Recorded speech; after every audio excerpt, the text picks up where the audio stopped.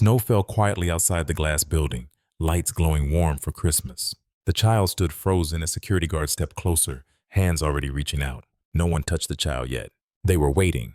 Across the room, the CEO said nothing. Then the small voice broke the silence. "Would Jesus push me away like this?" The guard stopped. The room held its breath. And suddenly, the silence felt heavier than any command. The child had been standing there for less than 3 minutes. Small frame wrapped in a coat 2 sizes too big, sleeves covering both hands, hair damp from the snow outside, eyes wide but not crying. Not yet. The child had walked in through the rotating doors when someone else left. No one noticed at first. The lobby was busy, people moving fast, carrying bags, talking on phones. The decorations were expensive. A tree 20 feet tall stood in the center, covered in gold and silver. Garland wrapped around marble columns. Everything clean, everything perfect. The child had stopped near the tree and just stood there, looking up at the lights, not moving, not asking for anything. That was when security noticed. "You can't be in here." The child did not move. "Do you have a parent with you?" No answer. The second guard stepped closer, scanning the lobby for someone who might claim this child. No one came forward. Everyone kept walking, kept moving, kept pretending not to see. The child finally spoke, voice small but clear. "Can I stay till Christmas is over?" The tall guard blinked. "This isn't a public space. You need to leave." "I won't touch anything." "That's not the point." "I'll be quiet." The second guard looked uncomfortable now. He glanced toward the executive offices on the upper floor. Glass walls. You could see everything from up there. He knew someone was watching. The child looked up at the tree again. The lights reflected in those wide eyes. For a moment, the guard softened, but only for a moment. "Listen, kid, we don't make the rules, but you can't stay here." The child's shoulders dropped. Small fingers gripped the edges of the coat sleeves, and then the question came. Quiet, direct, impossible to ignore. "Would Jesus push me away like this?" The words landed like stones in still water. The guards froze. Around them, the lobby seemed to slow. People passing by turned their heads just slightly. Some kept walking. Some stopped. No one spoke. The tall guard opened his mouth, then closed it. He had been trained for theft, for disruption, for threats, not for this. The second guard shifted his weight, arms dropping to his sides. He looked up toward the glass office again.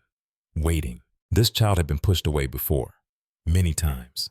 From the coffee shop 3 blocks down, where the owner said children without parents made customers nervous. From the church lobby last Sunday, where someone whispered that it was better to call social services than to let the child wander. From the library the week before, where the rule was clear. Unaccompanied minors could not stay past 5. Every time the reason was different. Every time the result was the same. The child had learned not to argue, had learned that being small meant being moved, that wanting warmth meant being suspicious, that no one ever said they were cruel. They just said it was policy. But tonight was different. Tonight was Christmas Eve, and the child had heard stories about Christmas, about a baby born in a stable because there was no room anywhere else, about shepherds and angels and a star that guided people to a place they were not supposed to go. The child had heard that Jesus loved children, that he sat with them, held them, told the adults to let them come close. So when the guard stepped forward, the child thought about that, about whether Jesus would have called security, about whether Jesus would have said there was no room. And the question came out before the fear could stop it. Would Jesus push me away like this? The child did not expect an answer, just wanted someone to hear it. But the guards heard, and they stopped. And now everyone was waiting. The 2 security guards stood motionless. Their training had covered almost everything. Trespassing, disturbances, unauthorized access, medical emergencies, even active threats. But not this. The tall guard was named Marcus. He had worked security for 11 years. Before that, the military. He knew how to assess a situation in seconds, knew when to act, knew when to call for backup, knew how to keep people safe. This child was not a threat. He knew that. But the protocol was clear. Unaccompanied minors were not allowed in the building without authorization. It was not personal. It was not about compassion or cruelty. It was about liability, about rules that kept the building running smoothly. Marcus had escorted people out before, hundreds of times, some angry, some confused, some drunk. He had never hesitated, but now his hand hovered in the air, not quite reaching toward the child, not quite pulling back. The second guard, Daniel, was younger, only 2 years on the job. He had a daughter. She was 8, same size as this child maybe. He thought about her now, standing in their living room earlier that morning, excited about Christmas, asking if they could give cookies to the mailman, asking if Santa knew where the homeless people lived. Daniel had laughed and said, of course, but now the question felt different. He glanced at Marcus. Marcus glanced back. Neither spoke. They were not cruel men. They were not heartless. They had families. They went to church sometimes. They tipped well at restaurants. They held doors for strangers. But they also followed orders. And the order was implied, unspoken, but clear. Remove the child. They both looked up at the same time, through the glass walls of the executive floor, at the man standing behind the desk, the CEO. He was watching. Marcus straightened slightly, waiting for the signal, a nod, a gesture, anything.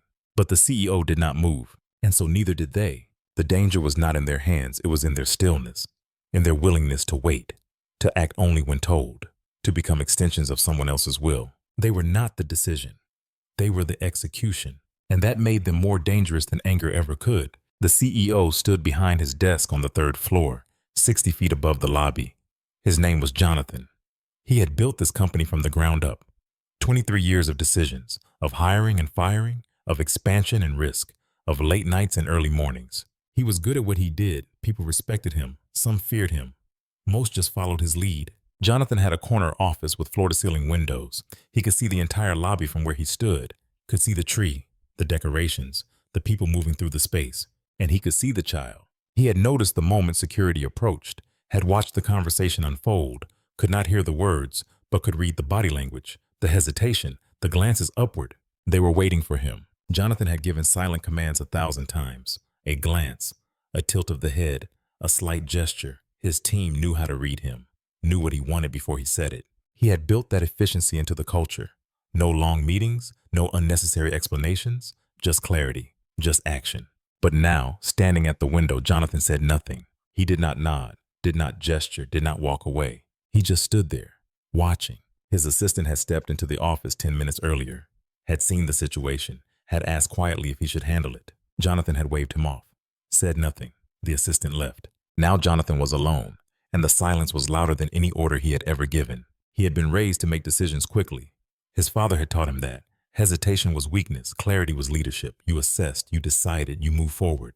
But this was different. This was not a business decision, not a strategy meeting, not a contract negotiation. This was a child, standing in his lobby on Christmas Eve, asking a question that should not have been his problem. Jonathan had spent his entire career insulating himself from problems like this. That was what systems were for, what protocols were for, what security was for. He did not have to make the hard calls about who stayed and who left. That was someone else's job. He just built the framework, set the expectations, hired the right people, and then he stepped back. But now, watching the guards wait for his signal, Jonathan realized something uncomfortable. They were not acting on their own. They were acting on his silence. And silence, he understood for the first time, was a choice. The lobby had gone still, not empty, but quiet. People had stopped moving. Some stood near the elevators, some near the entrance, all watching. The security guards had not moved closer, but they had not moved away either. The child stood beneath the tree, hands still hidden in the coat sleeves, waiting. And upstairs behind the glass, Jonathan stood motionless. Marcus shifted his weight slightly, glanced at Daniel. Daniel looked back. Neither spoke. But the question was clear. What do we do? They had done this before. Escorted people out. Enforced the rules. It was never comfortable. But it was always clear. Until now, Marcus took half a step forward. Just half. Testing. Watching. The child flinched. Just barely. But it was enough. Marcus stopped again. He looked up. Jonathan was still there. Still watching. Still silent. Marcus understood what that silence meant, or thought he did. It meant proceed. It meant handle it. It meant do your job. But something in the stillness felt different tonight. Daniel cleared his throat. "Sir," he said quietly, speaking to Marcus, "should we call someone? Social services? A chaplain?" Marcus hesitated. That was not protocol. Protocol was simple. Remove the disruption. Move on. But Daniel's question hung in the air, and Marcus found himself considering it. Before he could answer, the child spoke again. "I just wanted to see the lights." The voice was so small, so tired. Marcus felt something tighten in his chest. He had a nephew. Looked a bit like this child. Same age, maybe. He thought about Christmas morning, about his sister's house, about the kid tearing into presents, laughing, safe. He looked up at Jonathan again, and this time he did not look away. The message was unspoken but clear. "We are waiting for you." Jonathan saw it, felt it. The weight of the moment pressed down on him, not loud, not dramatic, just heavy. He had spent years believing that leadership meant decisiveness, that power meant control, That authority meant having people execute your will without question. But now, standing at the window, he realized something else. Power was not just the ability to command. It was the responsibility to choose mercy. And for the first time in a long time, Jonathan did not know what to do. The child had asked the question to no one in particular, or maybe to everyone. It was not meant to accuse. It was not meant to shame. It was just a question. Would Jesus push me away like this? The child had learned about Jesus in bits and pieces, from a Sunday school class years ago, before everything fell apart, from a picture book in a waiting room, from a stranger on a bus who said that Jesus loved everyone, even people no one else wanted. The child did not know all the theology, did not understand the debates or the doctrines, but the child knew the stories. Jesus sitting with children, blessing them, telling the disciples not to send them away. Jesus eating with people no one else would sit with, touching lepers, talking to women the religious leaders ignored. Jesus in a stable, in the dirt, born among animals because there was no room anywhere else. The child thought about that now, about the baby in the manger, about how the inn had been too full, too busy, too important for a poor couple with nowhere to go. And the child wondered if this lobby was like that inn, if the guards were like the innkeeper, if the man upstairs was the one deciding whether there was room. The child did not hate them, did not think they were bad people, but the child wanted to know, if Jesus were here, would he let them stay? The question was not meant to manipulate. It was not a strategy. It was just the only question that made sense. Because if Jesus would not push them away, then why was everyone else allowed to? The child looked up at the tree again, at the lights, at the gold star on top, and waited, not for an answer in words, just for someone to choose something different. The silence stretched. 10 seconds, 20, 30. No one moved. Marcus felt his hand drop to his side. He had reached out instinctively, trained to guide, to direct. But now he stood still, arm heavy, unsure. Daniel took a breath, held it, let it out slowly. Around them, the people in the lobby were no longer pretending not to watch. They were watching openly now, some with arms crossed, some with hands over their mouths, some with phones out recording. This was no longer a private moment. It was witnessed, and that changed everything. Marcus looked at Daniel. Daniel looked back. And then, together, they both looked up at Jonathan. The CEO had not moved, but something in his posture had changed. His hands were no longer in his pockets. His shoulders had dropped slightly. His face was no longer neutral. He looked troubled. Marcus saw it, and for the first time in 11 years of working security, he realized something. The command had not been given. The silence was not permission. It was hesitation. Jonathan was struggling, and Marcus understood in that moment that they were not just waiting for an order. They were waiting to see what kind of man their boss would choose to be. The entire building seemed to hold its breath. The hum of the heating system, the distant sound of traffic outside, the faint music playing over the speakers, a soft instrumental version of a Christmas hymn. Everything felt suspended. The child's question hung in the air like smoke, impossible to ignore, impossible to dismiss.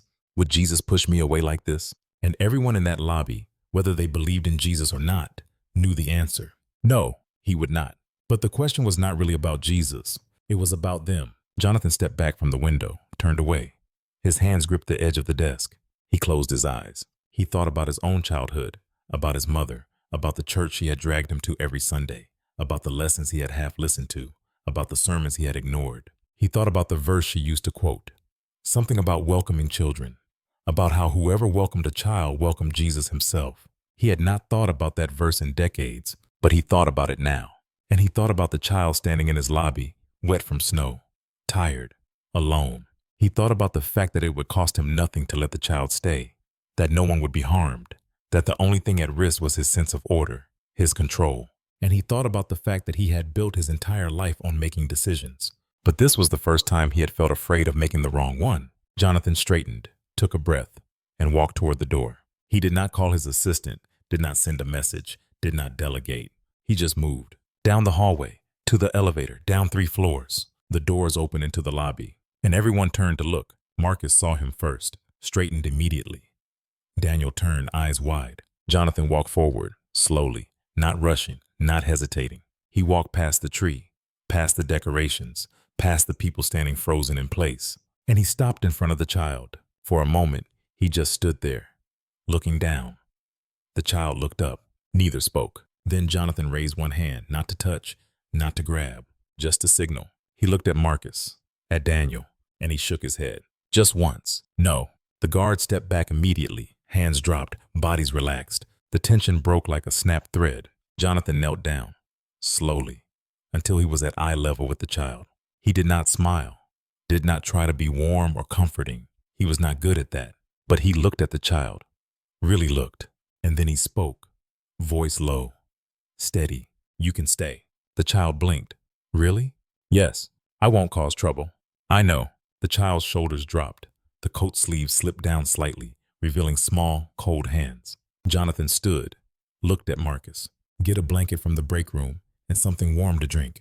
Marcus nodded, moved immediately. Jonathan looked at Daniel. Find out if there's someone we should call. Family, a shelter, someone who can help. Daniel nodded, pulled out his phone. Jonathan looked back at the child. Stay as long as you need. The child nodded, eyes wide, disbelieving. And then, for the first time, the child smiled. It was small, hesitant, but real. Jonathan did not smile back, but he nodded once. And then he turned and walked back toward the elevator. Behind him, the lobby began to move again. People whispered, some clapped quietly, some wiped their eyes. Marcus returned with a blanket and a cup of hot chocolate, wrapped the blanket around the child's shoulders, set the cup in small hands. The child looked up at him. Thank you. Marcus nodded. His throat felt tight. You're welcome, kid. Daniel came back a moment later. I called a family service center. They have a bed available. They'll send someone in an hour to pick him up. He'll have a place to stay tonight. The child looked up. A bed? Daniel smiled. Yeah, a real one. Warm, safe. The child nodded slowly, then looked back at the tree. Can I stay here till they come? Of course. The child sat down on the floor, back against the base of the tree, wrapped in the blanket, sipping the hot chocolate, looking up at the lights. Marcus and Daniel stood a few feet away, watching, not as guards now, just as witnesses. Someone had turned the music up slightly, a choir singing softly. Silent night, holy night. The child's eyes grew heavy, the warmth, the safety, the exhaustion of the day. Within minutes, the child was asleep, head resting against the blanket, cup still held loosely in both hands. Marcus bent down carefully, took the cup, set it aside. Daniel adjusted the blanket slightly, made sure it covered the child's shoulders. Then they both stood back and waited. Upstairs, Jonathan stood at his window again, looking down. He watched the child sleep, watched his employees move carefully around the small figure, watched people stop and look. Some knelt down, left things, a sandwich, a hat, a small stuffed bear. Jonathan did not cry. He was not that kind of man, but his chest felt tight and his hands shook slightly. He had not thought about his mother in years, about church, about Jesus, but he thought about them now, and he realized something. Power was not just the ability to command, it was the ability to protect. Authority was not just about control, it was about responsibility. And leadership was not about being obeyed. It was about choosing mercy when no one would have blamed you for choosing otherwise. Jonathan turned away from the window, sat down at his desk. He did not go back downstairs, did not make a speech, did not turn this into a moment. He just let the child stay, and that was enough. An hour later, a social worker arrived, a kind woman in her 50s. She knelt down beside the child, spoke softly, woke the child gently. The child looked around, confused at first, then remembered. The woman explained, a bed, a safe place, a warm meal, just for tonight. And then they would figure out what came next. The child nodded, stood slowly, still wrapped in the blanket. Marcus walked over. You can keep that. The child looked up. The blanket? Yeah, thank you. Marcus nodded, his throat tight again. The child walked toward the door with the social worker, then stopped, looked back, up at the third floor at the glass office. Jonathan was standing at the window again, looking down. The child lifted one hand, just a small wave. Jonathan raised his hand, pressed it against the glass. The child smiled, then turned and walked out into the snow. The doors closed behind them. The lobby was quiet again. People moved. Conversations resumed. The night went on, but something had changed. Marcus and Daniel stood near the tree. Neither spoke for a long time. Finally, Daniel broke the silence. That was the right call. Marcus nodded. Yeah, it was. They stood there a moment longer, then went back to their posts. Upstairs, Jonathan sat at his desk. The office was dark now, except for the glow of the city outside. He thought about the child's question. Would Jesus push me away like this? And he thought about his answer, not in words, but in action.